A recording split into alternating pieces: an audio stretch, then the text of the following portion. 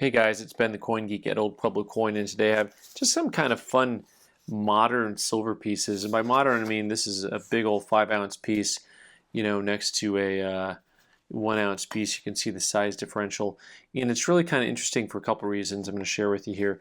This Old Glory piece that you can see 5 ounces, 999 fine silver, got the flag on there, and then you turn it over and you can't see the back, which I think is really pretty interesting. The packaging place took good care of these in Clearwater, Florida. You can call them there at that number if they still exist. But what's intriguing to me is these certificates that they came with, the Old Glory, copyright 1987, right, at Chattanooga Coin Company. Oh, serial number 1945, handwritten, 5 ounces of silver, right? And so actually there is a serial number on one of the edges here. Oh, there's only one edge, it goes all the way around, but somewhere on the edge here you can make out the 1945 right there on the edge. Get that piece of plastic out of my way. You can see it though. And what's most interesting about this is, of course, like I said, you got the date of 87 on here, and then assay and guarantee. We unconditionally guarantee the weight and purity of each coin bearing the Old Glory design. We further guarantee to repurchase the Old Glory at its $50 face value anytime without question until December 31st, 2011.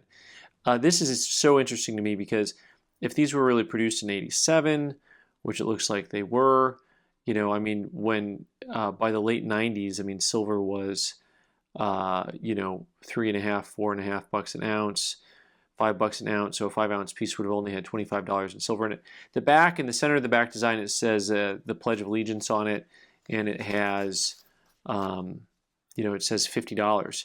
So really fascinating. They were making a currency basically, because at the time the silver value was less than the piece.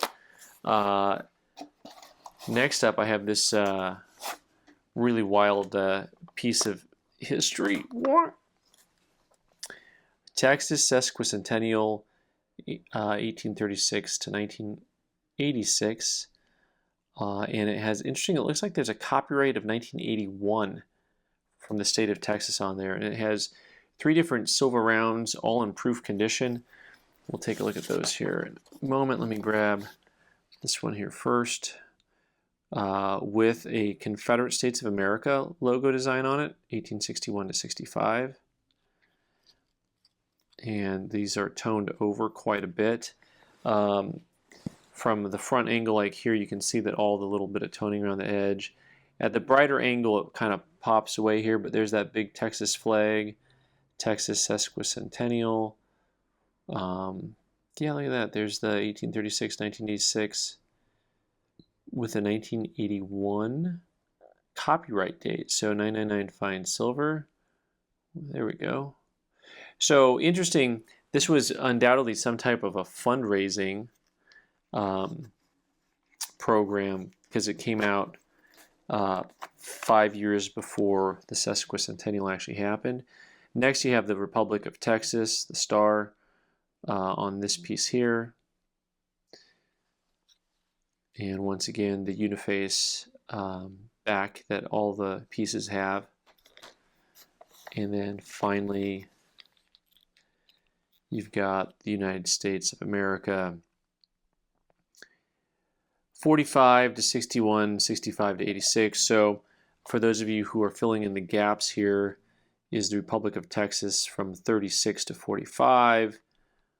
And of course, a U.S. state blended in there, and then in the middle, when everything was up in the war, 61 to 65, a part of the Confederate States. So it's got the complete history of Texas, because history is history. So you look at it and see what's there.